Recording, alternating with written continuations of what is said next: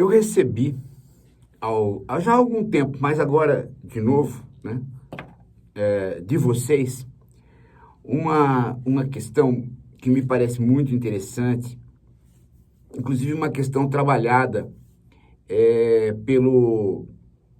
por esse autor aqui, né, o Franco Bifo Berardi. Ele tem um livro traduzido, vários, né, que é o Asfixia. E a questão é o seguinte, professor,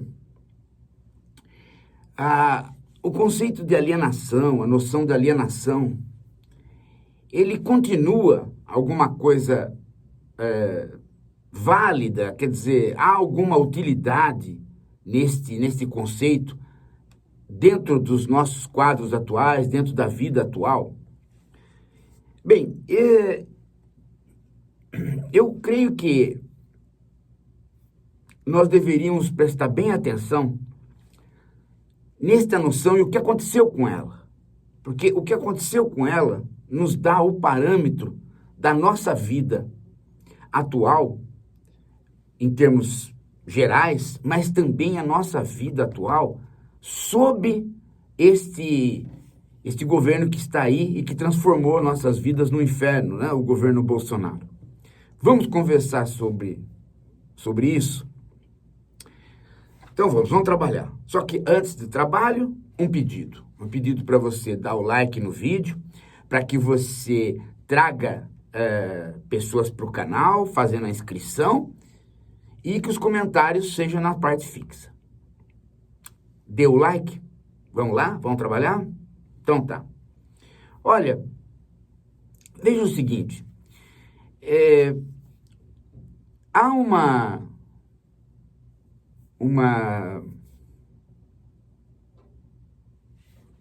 noção de alienação que esteve quase que, era uma obrigatoriedade falar em alienação nos anos 60, 50, 60. Né? Por quê? Porque o marxismo havia de tal modo dominado as discussões que nós não conseguíamos deixar de olhar para a realidade e ver ali alienação, principalmente porque estávamos sob o regime de produção que nós chamávamos de Fordismo. O que era o Fordismo? Era exatamente a linha de produção e os operários firmados em frente à linha de produção, ou melhor, em frente à esteira, e sempre deslocados na fábrica de uma maneira a trabalhar com, e isso mesmo, você falou bem, trabalhar com exercícios cadenciados, movimentos cadenciados, sempre iguais, rotineiros, e ao mesmo tempo uma incapacidade de parar de prestar atenção no que estava fazendo para poder ter uma interlocução com o colega ao lado ou com os colegas. Então veja, é interessante isso, né? Porque você faz um movimento repetido e você imagina que no movimento repetido você possa liberar a mente. Mas a linha de produção nunca fez isso. Ela não liberava nem a mente e muito menos ela liberava a conversação, a comunicação. Tanto é que quando você achava que estava com a mente liberada, zupt, você perdia um dedo ou perdia uma capacidade de fazer um movimento e deixava aquilo que você tinha que colocar não colocado, de modo que a caixinha ia para frente ali de produção sem o elemento que você tinha que colocar. Então você cometia um erro. E ao mesmo tempo você estava deslocado na fábrica, de modo a você não poder se comunicar. Porque exatamente se você se comunicasse, você cometia o erro. Isto era a espécie da alienação da alma, o envenenamento da alma, o crime contra a alma, porque fazia com que o nosso espírito estivesse ali, mas estivesse sem poder exercer qualquer função. É um amortecimento do espírito durante 8 horas, 10 horas, 16 horas de trabalho. Não há mais cansaço para o espírito do que a sua não atuação. O nosso corpo atua e desatua, atua e descansa. O espírito é a mesma coisa. Você tem que estar em atividade mental para poder, ter depois o descanso mental. Mas quando você está sem o uso das atividades mentais e só com as atividades corporais, e as atividades corporais prendendo as atividades mentais naquilo ali, somente naquilo ali, você tem a morte do indivíduo. Você tem, na verdade, uma alienação, uma situação de alienação típica. O que é alienar? É tirar, é separar, é apartar. E é exatamente isso que se faz. De tanto que a mente fica concentrada ali e não pode se desviar, e quando ela se desvia, ela não tem para quem se desviar, porque não há conversação, de tanto que ocorre isso, há então, portanto, a transformação do homem num semi-autômato. E o semi-autômato é aquele que não tem espírito. Então, o espírito lhe é tirado, lhe é separado. Aí está a noção de alienação. Toda a esquerda trabalhou com isso nos anos 50, 60, 70, enquanto o modo de produção fabril predominou e, dentro dele, o Fordismo, a linha de produção para a produção em massa. Quando nós viemos para a situação pós-industrial, que é a que nós vivemos hoje, o conceito de alienação começou a perder força. Porque nós não estamos hoje mais na fábrica, as fábricas estão vazias, não há mais. Não é só no Brasil que as fábricas estão vazias porque nós desindustrializamos. As fábricas estão vazias também nos lugares onde a industrialização mudou de etapa. A máquina substituiu o homem. E para onde o homem foi? O homem se deslocou para a cidade e passou a trabalhar no setor de serviços, ou em apoio à indústria, quando existe, ou simplesmente o setor de serviços vendendo serviços individuais, quando a indústria não existe, o chamado comércio, que é a situação do Brasil. Vivendo na cidade e trabalhando no setor de serviços, ou para a indústria ou para o comércio, você está sempre numa plataforma digital, que é o meio como o capitalismo se expressa.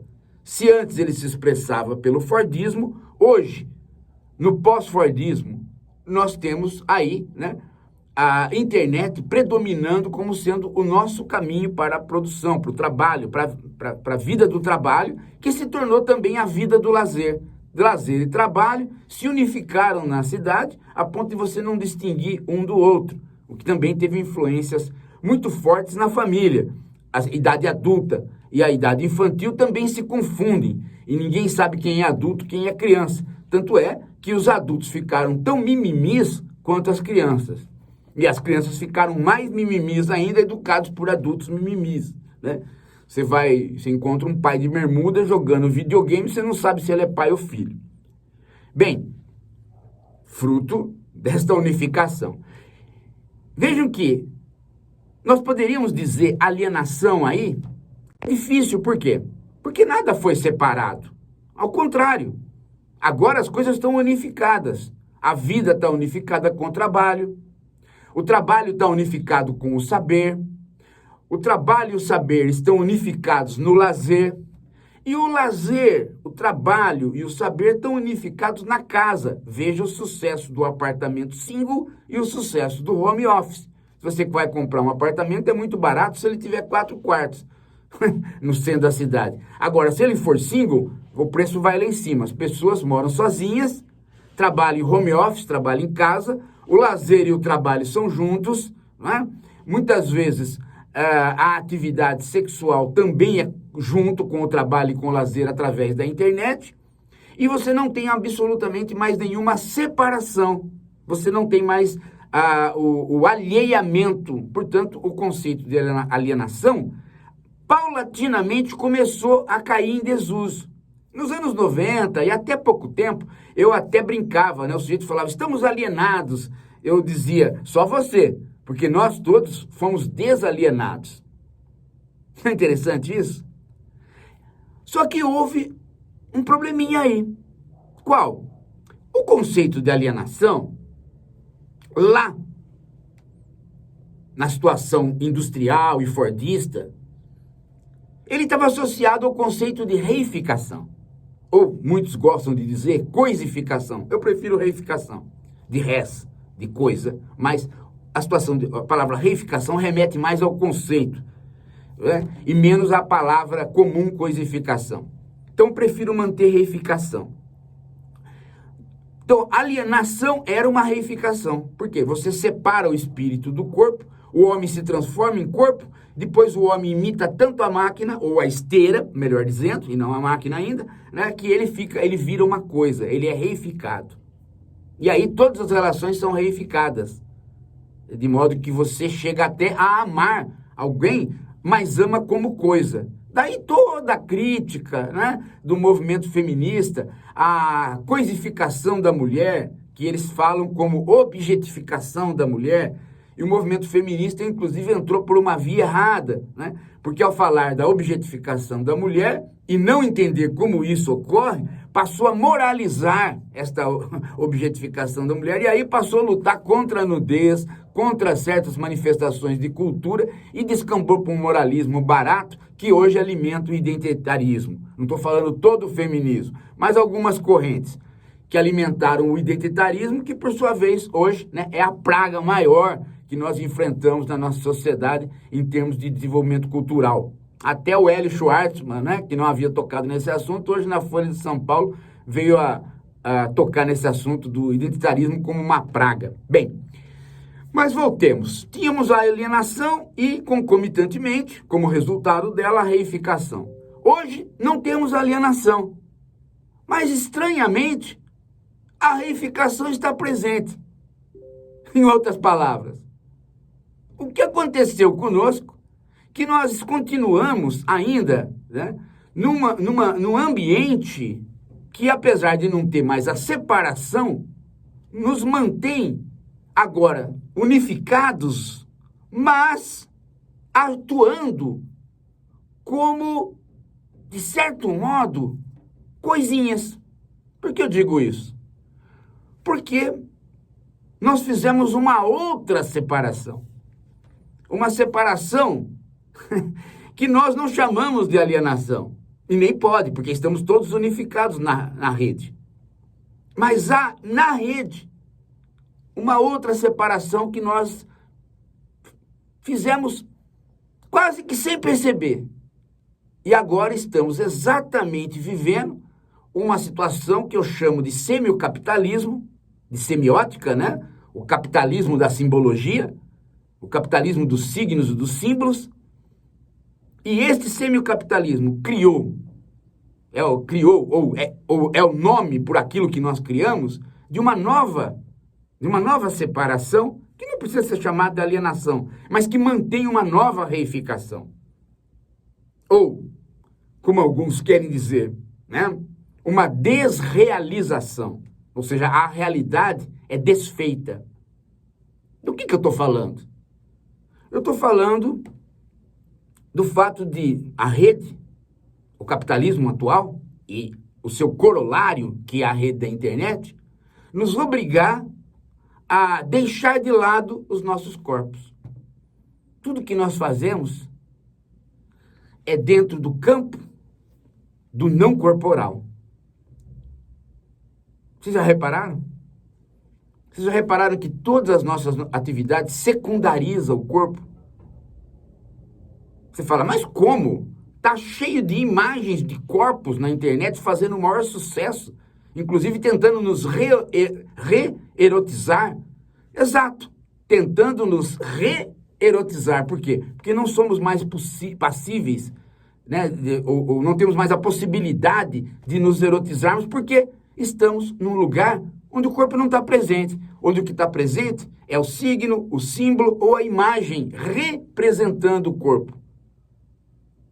Adotamos um sistema de representação que é o mundo virtual, onde nós não temos mais nenhum afeto. Não temos mais nenhum afeto porque o corpo não está presente. E para ter afeto, o corpo precisa estar presente. O afeto as emoções, elas têm a ver com as sensações. Se você tira a epiderme, se você tira a pele, o que sobra é a simbologia, é o signo das emoções, e não mais as emoções. Então nós estamos nos comunicando por diagramas, por equações, por signos, por símbolos. E o exemplo sempre que eu dou, para ficar mais inteligível, é o quanto nós usamos, né, daqueles emotions, né? Aquelas figurinhas que dizem em que estado de emoção nós estamos. E até mesmo quando você vê uma mulher nua, né? O que você faz? Você não pode dizer, nossa, que linda, ou de maneira chula, gostosa. Por quê? Porque isso não tem cabimento. O que tem cabimento é você dar um like ou dar um dislike. Então, esta falta do corpo, esta incapacidade da epiderme atravessar a internet, esta virtualização do mundo, nos coloca, né, aparentemente só como espírito, mas não. Na verdade, a falta do corpo nos leva a criar uma coisa que não é nem espírito nem corpo. É apenas signos e símbolos e representações de nós mesmos que são passíveis de entrar em comunicação só do ponto de vista da ordem e dos destinos deste próprio símbolo e destes próprios signos. Por que isto? Agora eu vou explicar o porquê. Por conta de que a internet funciona numa linguagem que é a dos algoritmos, que, aliás, nem pode ser chamado de linguagem, porque o algoritmo não tem semântica, ele só é uma sintaxe. Ele é um conjunto de regras, né, que não precisa de semântica. Tá? Se você está... o algoritmo é uma coisa do tipo assim, né? Você tem um impulso eletromagnético e esse impulso eletromagnético segue um caminho que é parecido com aquele caminho dos joguinhos de dados, né? Jogou um dado, recebeu uma ordem. O número 6 é para andar a 6 casas. Então você anda 6 casas. Chegou na 6ª casa, né, vire à direita ou vire à esquerda, dependendo de você dizer sim ou não para uma pergunta. Então veja que são só comandos. E o algoritmo funciona como comando.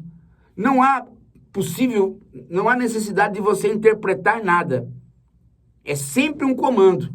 E o comando é sempre através de setas, de direções, que você pode tranquilamente traduzir para o campo do algoritmo através das formulações matemáticas que nós temos ou dos diagramas. Fazer um diagrama é exatamente comunicar um algoritmo com outro algoritmo. Para você participar da internet, para você estar no Google e, portanto, ser gente, ser trabalhador e ser amoroso, ser tudo, você precisa eliminar a sua semântica, baixar a bolinha da sua linguagem, diminuir a capacidade da sua linguagem em termos de semântica e aumentar a sua capacidade em termos de semiótica. Menos significado, mais símbolos.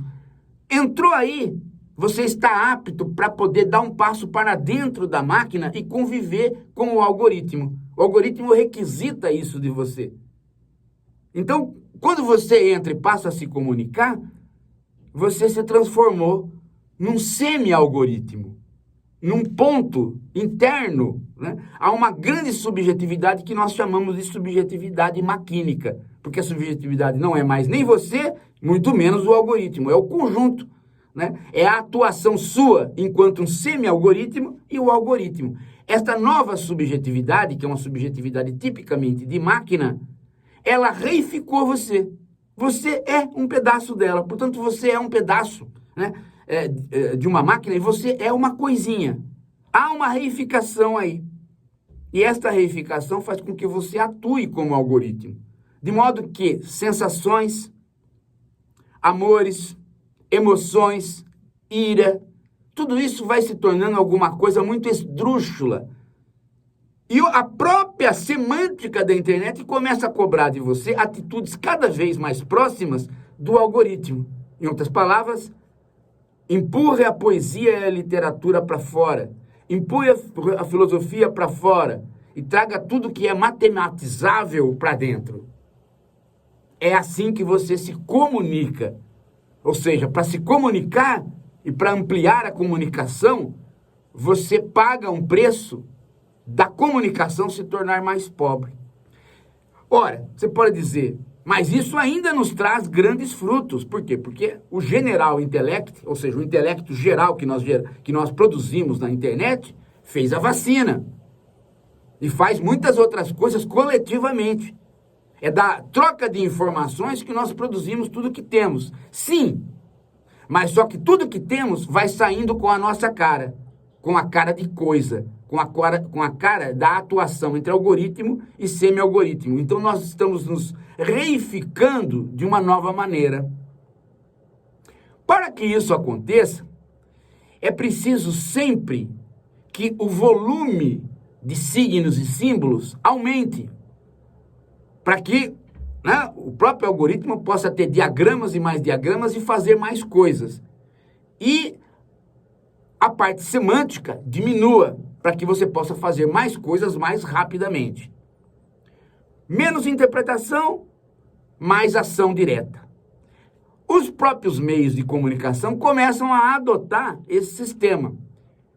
Quando eu vejo aquela loira burra falando, a Gabriela Prioli, eu percebo exatamente isso. Ela é parte da máquina. Por quê? Porque não é ela que produz os textos, ela apenas lê aqueles textos. Quando eu vejo aquela outra imbecil falando, também penso a mesma coisa, a Rita Von Cabrita. Ela é parte da máquina. Ela tem que pôr uma peruquinha para adquirir uma simbologia dentro do diagrama. Ela não pode criar nada. E aí ela pega um texto bem simplório e lê com aquela peruquinha. Em outras palavras, ela é assistida porque ela lê um texto bem simplório, que o algoritmo pode transmitir para outro algoritmo, e ao mesmo tempo ela precisa criar o quê?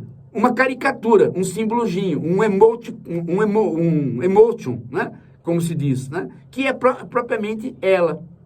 Então você vai ganhando figuras na internet que são coisas, que espelham a coisificação da própria internet. E o volume dos diagramas e dessas coisas é assustador.